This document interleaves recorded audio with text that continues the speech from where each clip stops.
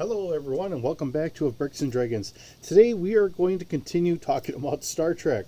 Um, One of the things I kind of mentioned in the last video I did, I picked up Star Trek Deep Space Nine, which I've watched a couple times over. It's a really good show.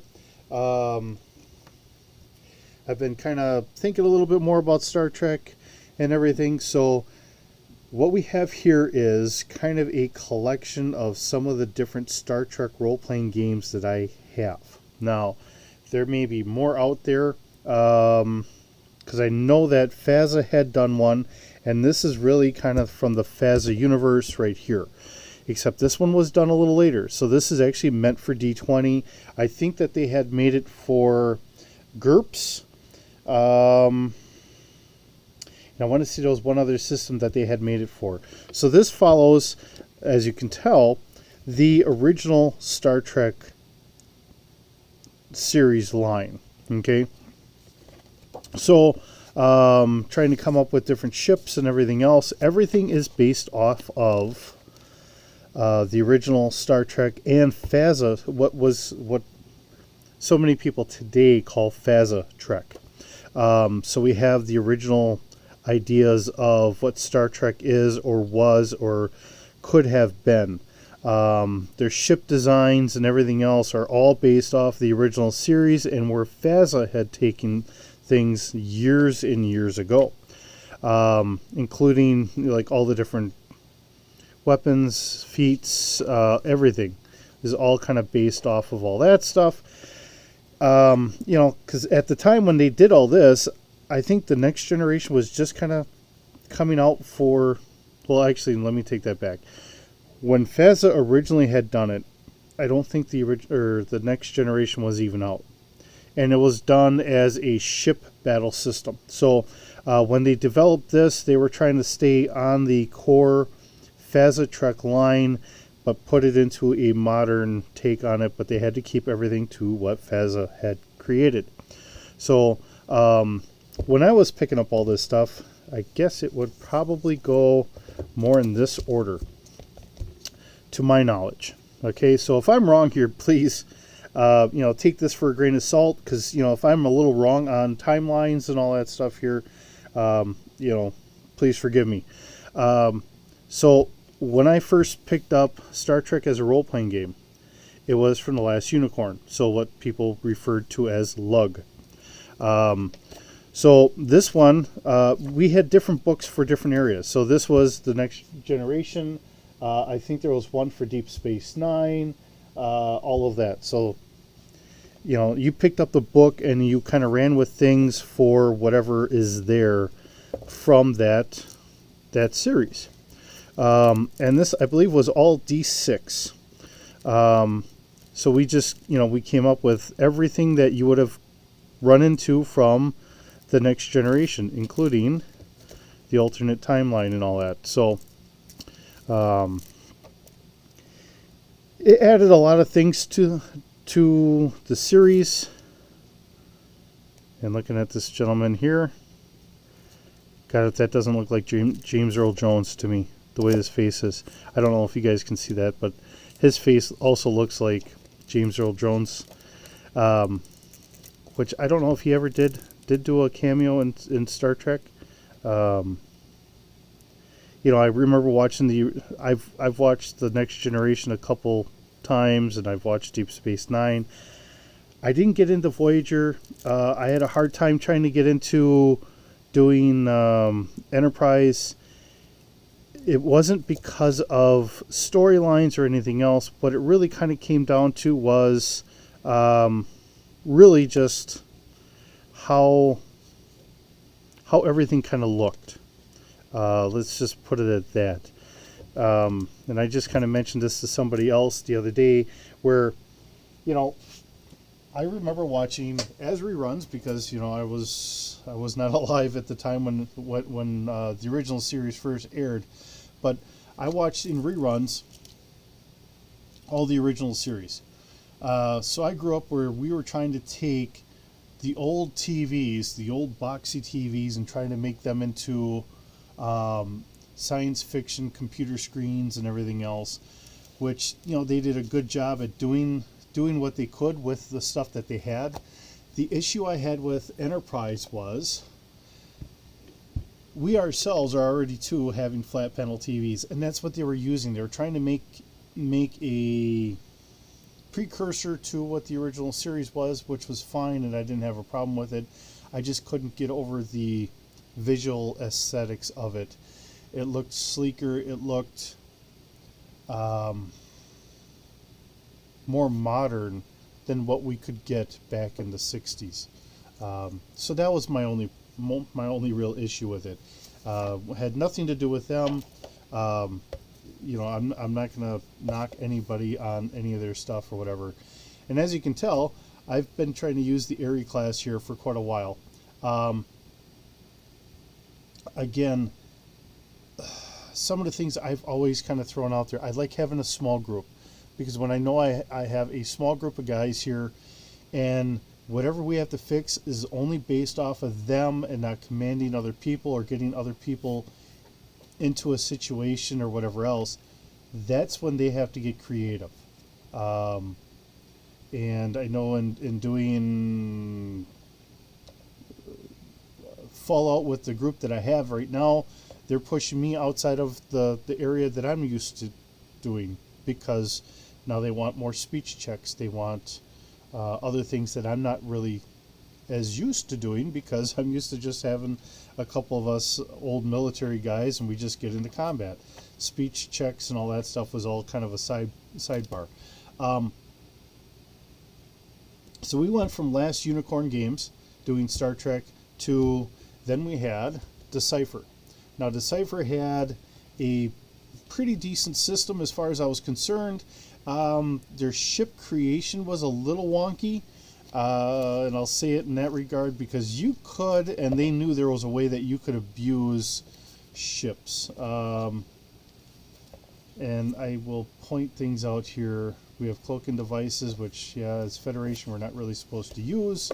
So we have our size, which gives us our spaces and crew complements, and everything else all goes hand in hand. But once you get to weapons, there was another way you could kind of FUD things up here a little bit. Because you took whatever weapons you had, which had a size cost, and then this is impulse system, here, beam weapons. So I could take a Type 1 phaser, has offensive value of 1, Type 2 is a cost of 1, value of 2, which I think was our most efficient, because then it goes 2 to 3, 3 to 4, so on and so forth, whatever.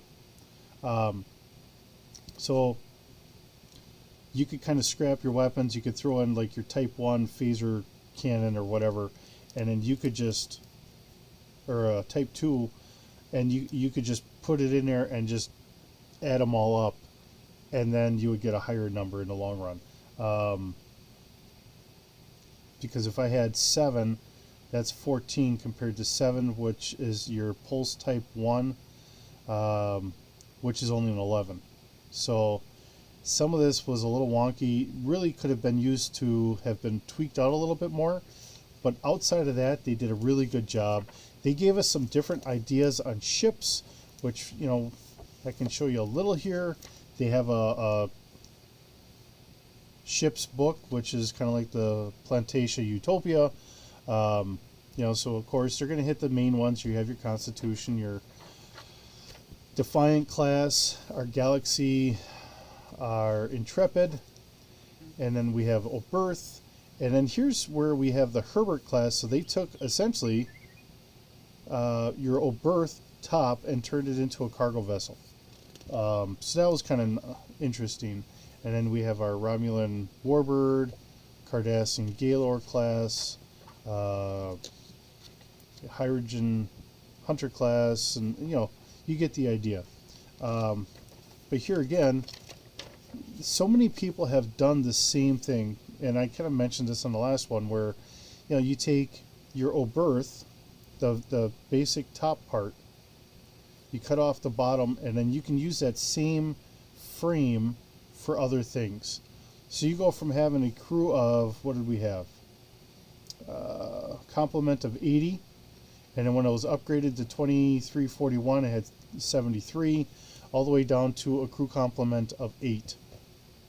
So, um, it's just how things got changed up. Because you're saying that you only have just this top part. You only need 8 people. You're not doing science missions. You don't need all this extra dedicated personnel to do all these other things.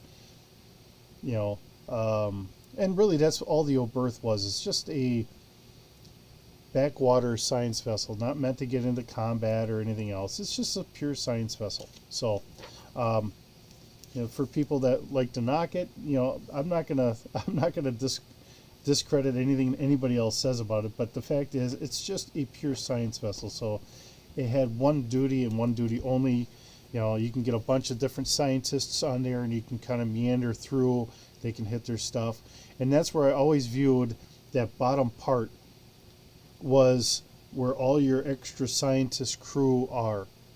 They essentially board onto that. They stay on there. The top part is your regular Federation. There's probably a crawl space to get back and forth. I look at that and I'm sitting there thinking, it's got to be a crawl space to get back and forth between the two hulls. I know people have tried to come up with turbo lifts and doing this and that. I just don't see it myself. I think you have all your scientists down below doing all their science stuff, and up on top you have your regular crew doing what they got to do. And if anything, then you just transport back and forth. So we've kind of talked about these here. Now we have Star Trek Adventures, which is our newest from Modiphius. The system is pretty decent. I think the ship combat, I'm not going to knock it down. I think it's something I need to work with better. And the more I work with it, the better off I'm going to get. But really, because I'm doing video games, I'm doing Legos, and as you can see, everything around us here, I've got like 15 irons in the fire, and I get very few things actually done. I think this has a lot of potential. It's something I just have to get more used to. I'm not trying to work on this stuff. I just drag this out of mothball because it sits on my shelf. And, just to kind of say, hey, here's some other ones for other people that are kind of looking for something. Maybe you can find it in a used bookstore, something. This does pretty good. And I'm not going to say it doesn't. This does do pretty good. The original idea for this was you're going to have one crew up in the ship and another one down on the surface or whatever, and you're kind of going back and forth. Like I said in the last video, I like having a small crew so everybody's always engaged in whatever the main thing is. And if it's a ship I can land, or we just leave that up in orbit, and then whatever's going on is going on down here, I can always just come up with a little story and say that ship is now gone, taken off, maybe got scared away, will come back, something. But I just want everyone to just worry about what's going on, what's in front of them. I don't want to kind of go back and forth. So with all that there, my silliness is this is something I did on my own years ago. Let's see here. And I guess this is kind of where things go into. So this is a message board for trying to do some stuff in what is, what never really will be, I suppose, a straight D6 version of Star Trek. What I had kind of come up with is I had kind of taken some stuff. Actually, I think this is something I printed off from someone else trying to do the same thing. So obviously I'm not the only one trying to do it. I came up with like a basic Klingon warrior, some Klingon tech, science officer. For lack of anything better at the time, I just had some grid paper or whatever, so we can just have the figures sitting there. This is from the old D6, space. So making some different characters here. And then here, this is just taking the Saber class. I was going on AstraZeneca, something like that. I'm going to mess up the website. Um, they're still out there. So if you look up like Star Trek ships, you're probably going to run into them. And I was taking information from there. And I was trying to put everything into a D6 Star Wars version of it. So I could run like essentially a Star Wars character as I've got people texting me here.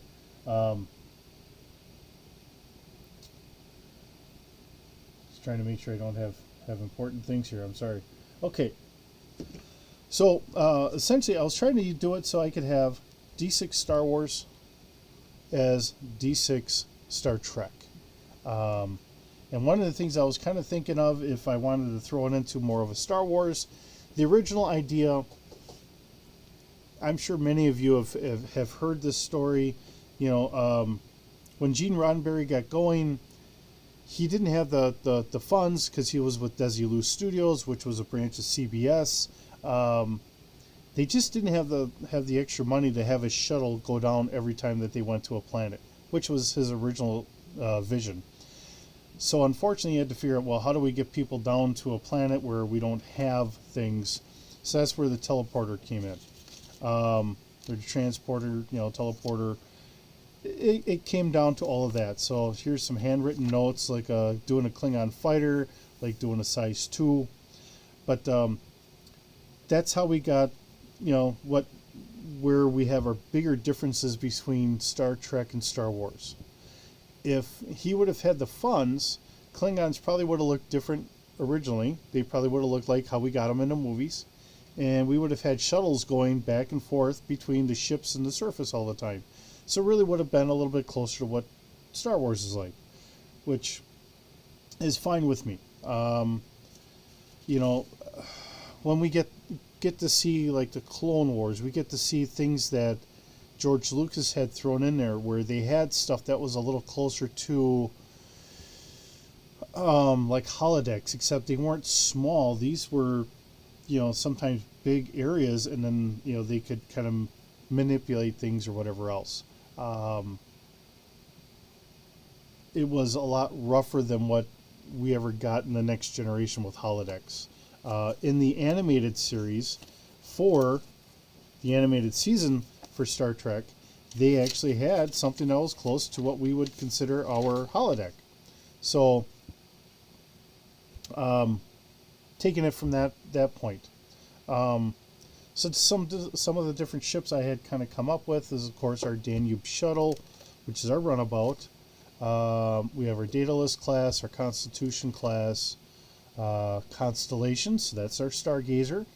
We have the Challenger, a Centaur, an Antares class freighter, an Ambassador class, the Akira class, and then here I have like a Corellian Scout for something else.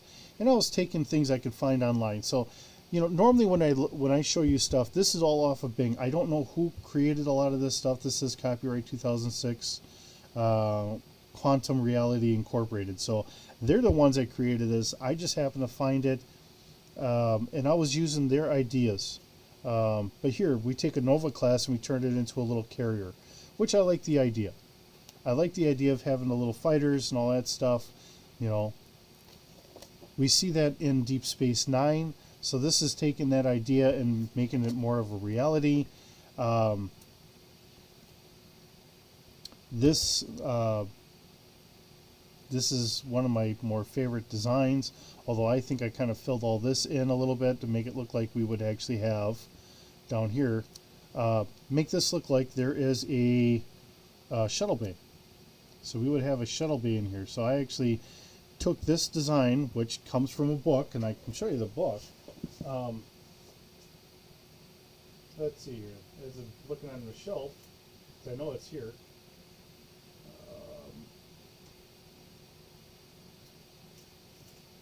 Oh, come on. I've got to be looking right at it because it's all in the same area.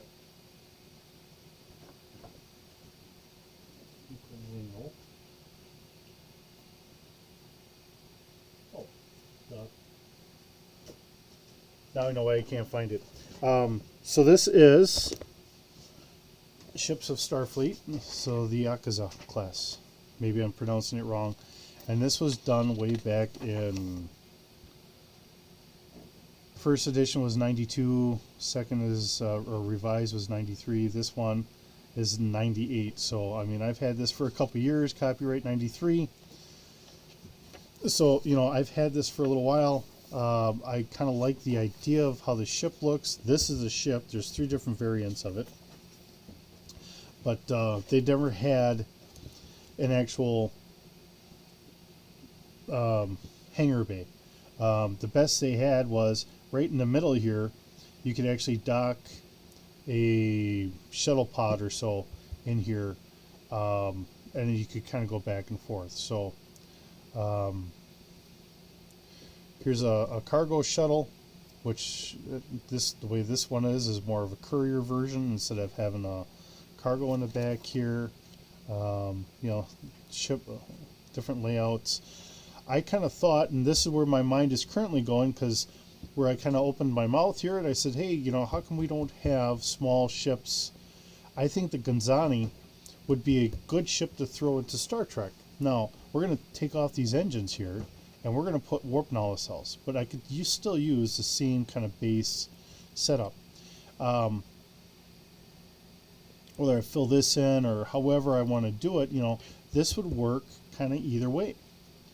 So there's an idea there. Now, I kind of like this. It's a small little, you know, if I'm having a small ship for me, I need to have smaller ships for me to go against.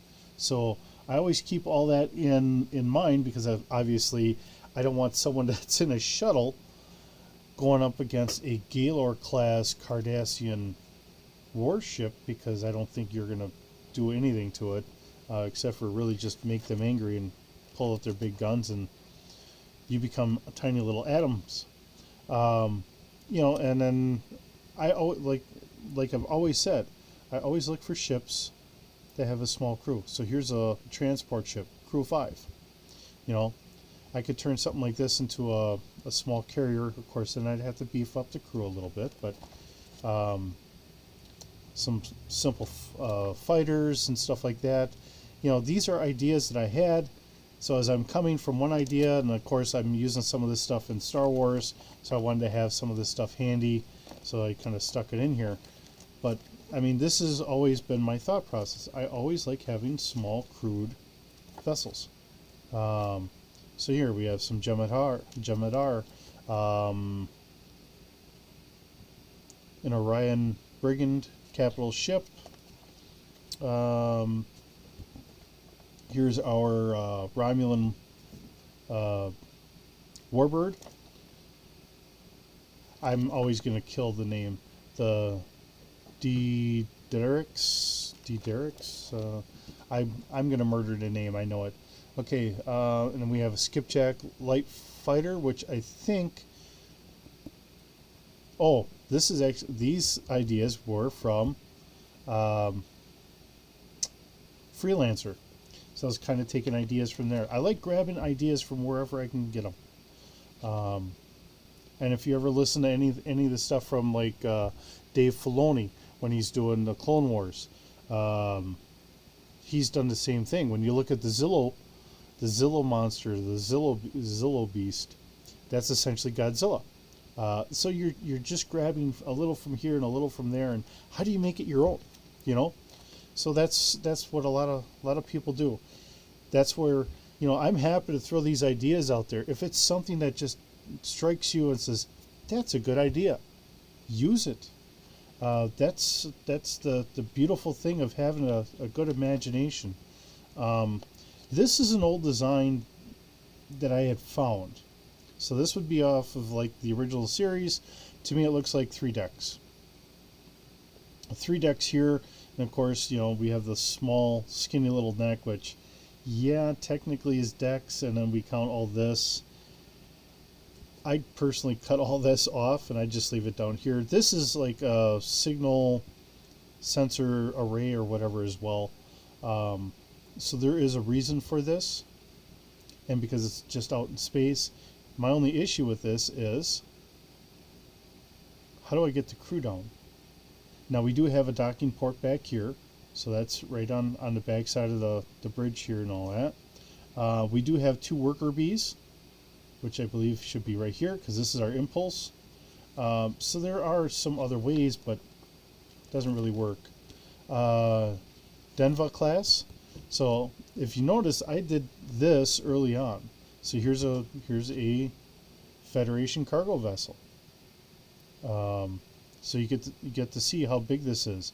Here is a shuttle bay that goes all the way across. There's a shuttle. There's a person. Tiny little speck there. So you get the idea of how big this is. So this was roughly about 2 floors high. This thing looks like it would be 2, 4, 5, maybe 6, maybe 7 floors high. And it's hauling containers. So, of course, here's our runabout. Or, nope, that's the Aero Shuttle. And then there's our runabout. So trying to, I'll print this stuff off and I'll try to come up with ideas. Here's an Ascendant. So we did this one, and of course they named it the Player's Paradise 3 Constellation. So that way, it's nice having visual representation. Now I know when I first started, we didn't have a lot of that stuff. It wasn't a big thought. We were just trying to get games going. So we're just kind of doing things by the seat of the pants, and there we go. So here I have a Constitution refit, our Excelsior. As I kept going along, I kept adding things. Excelsior EB, Enterprise B, the Junidae.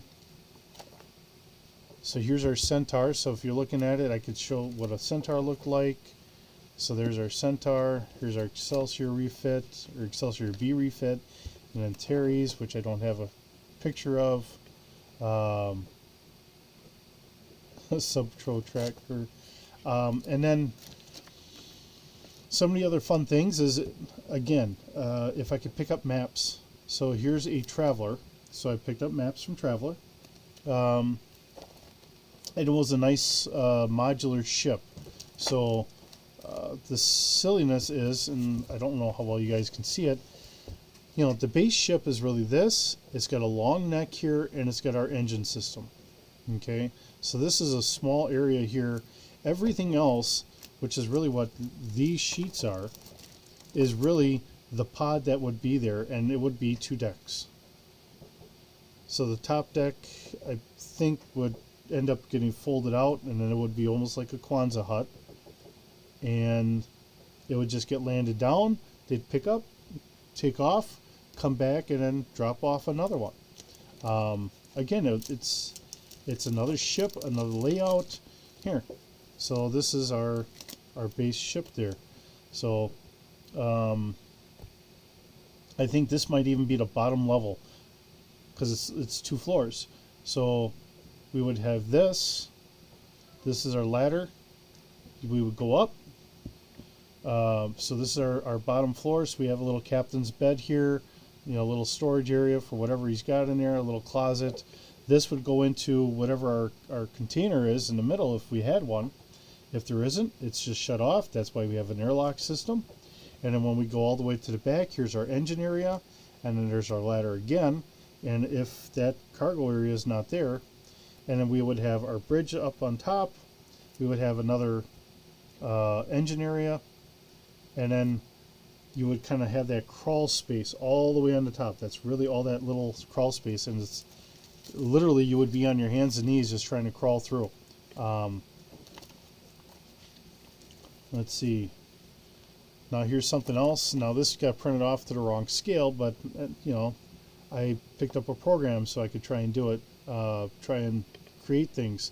This ship, I would, because I bought the map tiles, I would take some of the stuff from the map tiles and I would just, in paint, I would move it around.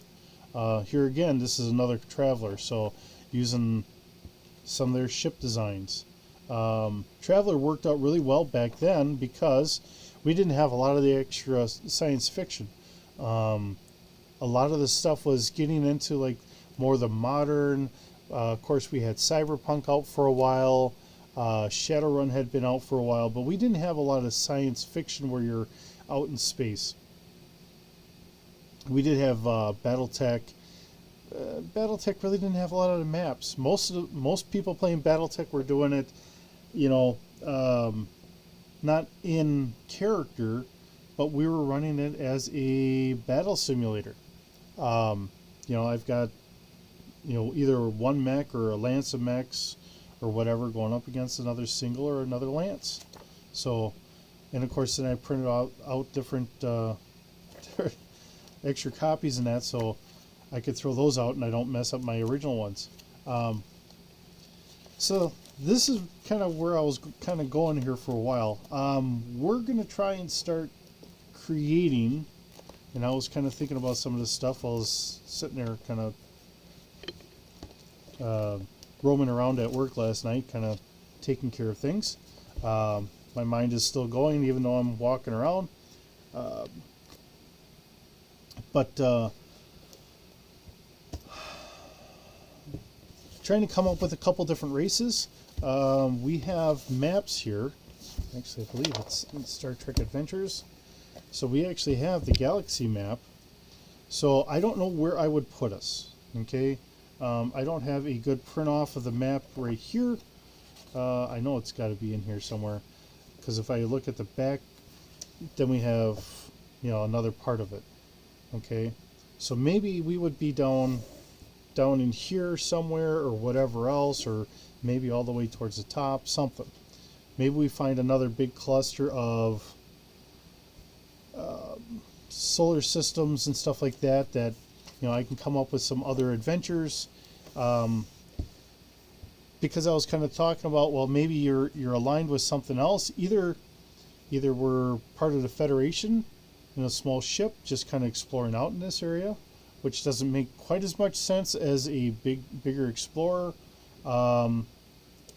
Maybe we belong to one of these other planets, and we're interacting with them. So let me give me a second here. I got a little notebook I carry around, so I got some ideas here. All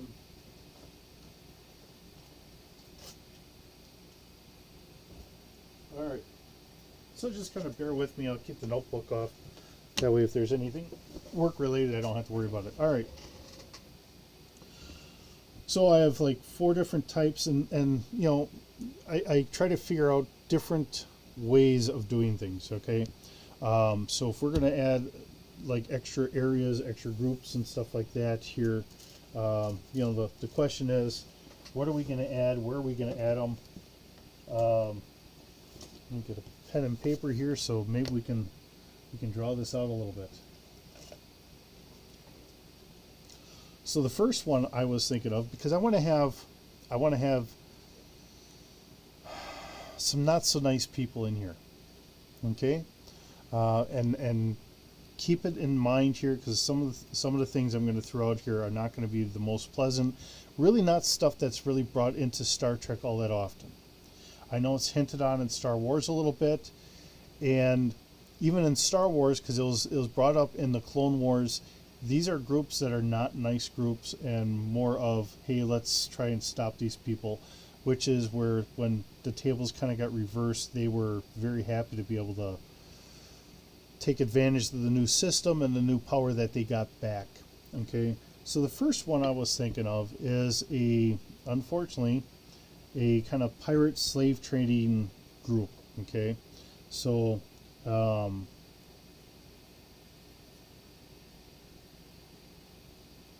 so this one I kind of trying to come up with names, and the Delvush. Okay, so we would have them sitting over here, maybe somewhere in here.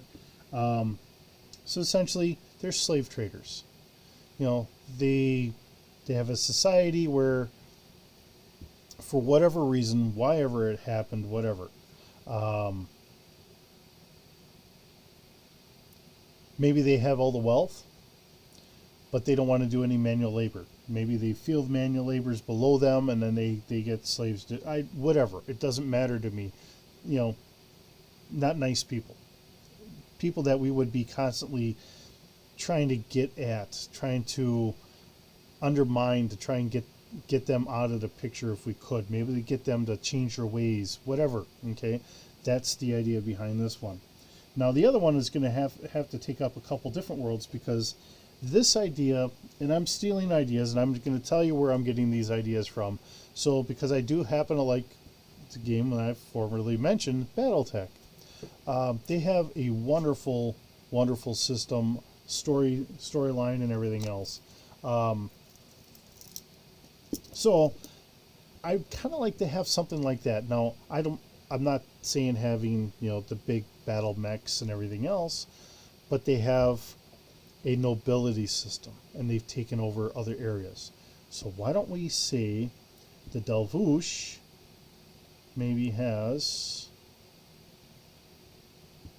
a group of planets, and they're going to carve out this little kingdom here, right?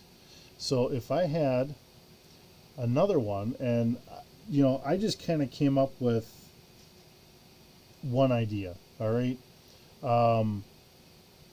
But they're going to need a bunch of different solar systems to really kind of make this thing work.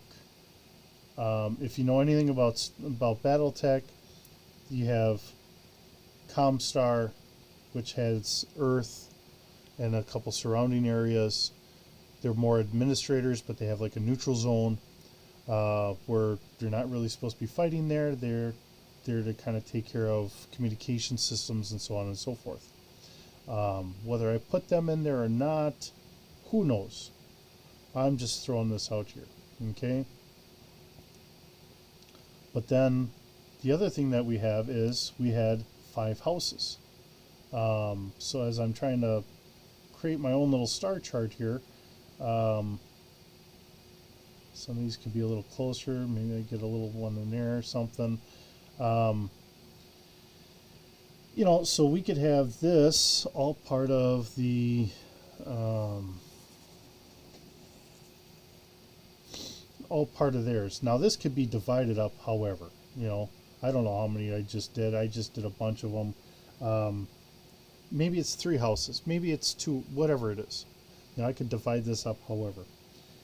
So this would be the Famech.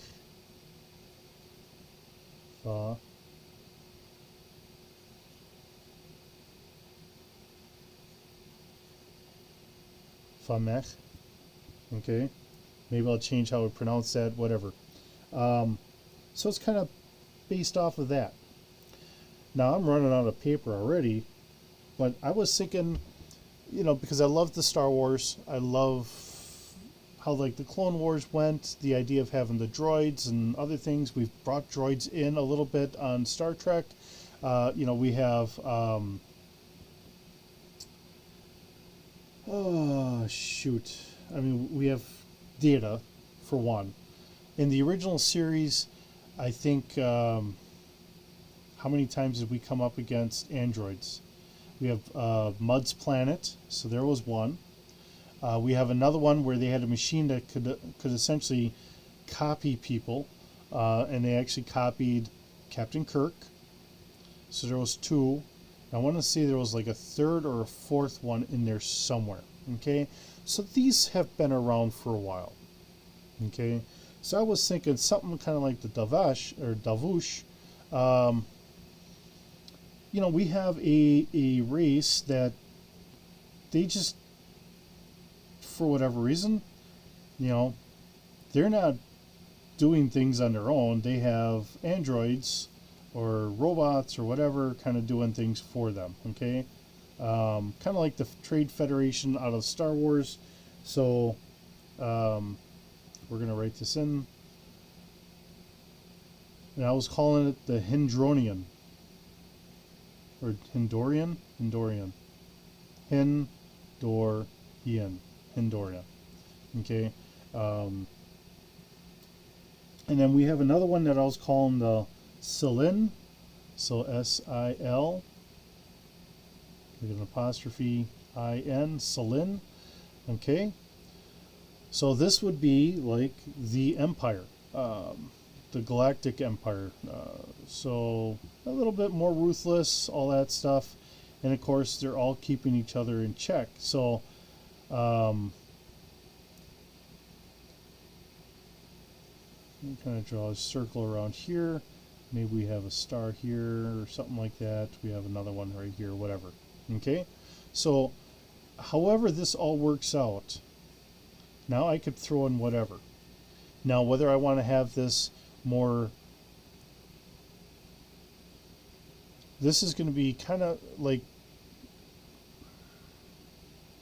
maybe after the Dominion Wars. So we're going to start using a little bit more fighter craft. The Klingons have their small, that real small bird of prey looking ship, and I can't think of the name of it. Or it only has a crew of 6. So we're going to have a lot more of those running around. We're going to have some big capital ships that would be like carriers or whatever. This is more war-based. One of the things I think about when I think about Star Trek is a science and exploratory kind of based society. When the Dominion War came in, then we started seeing fighters coming in and stuff like that. How do we fight these big ships? Well, we can overwhelm them with fighters. The same thing we think about with Star Trek or Star Wars. So that's where I'm kind of going with this. This is kind of taking that little bit of evolutionary thing, but you know, where do I get my ideas? So, you know, maybe with this one, instead of having the big robots that are 3 to 5 stories tall, you know, maybe they're 1.5 to 2 stories tall. Stuff like that. Too big to get into a house, but you know, hey, they're good enough to start waging war. It's not one-on-one, you know, just person shooting a slug thrower at another person. So that's where I'm kind of going with this. We're going to start trying to create a campaign based off of this for Star Trek Adventures. And we'll figure out how we're going to do this. We're going to try and come up with ships for this. And then you know, maybe I might have to do some of this with AI because my drawing's not very great anymore. And there's ideas I have that I'd like to get down, but I just don't have time, and my drawing skills are not anywhere good enough for this anymore. You know, maybe the Selin could look like Star Destroyers, but with warp nacelles on the outside or something. The Hendronian, I don't know. Maybe we'll figure that out too. I'm just trying to figure one thing out after another. You know, something that you could maybe land, drop off some mechs here for the FAMEC. And we'll go from there. But this is our idea. This is what we're going to try and create. Hopefully these are ideas that I can add for you to come up with ideas. And as we create this, maybe these are things that, you know, whatever. But with that, I think we're going to end it. I know I'm kind of running low on time here myself. So, but I hope you have a wonderful day. Thanks for visiting. Thanks for putting up with my big mess here. I've got everything all over the pool table. We just did our Easter. So whenever you watch this, and we are about that time, I wish everybody a happy Easter. And then we'll go from there. I'll see you in the next video.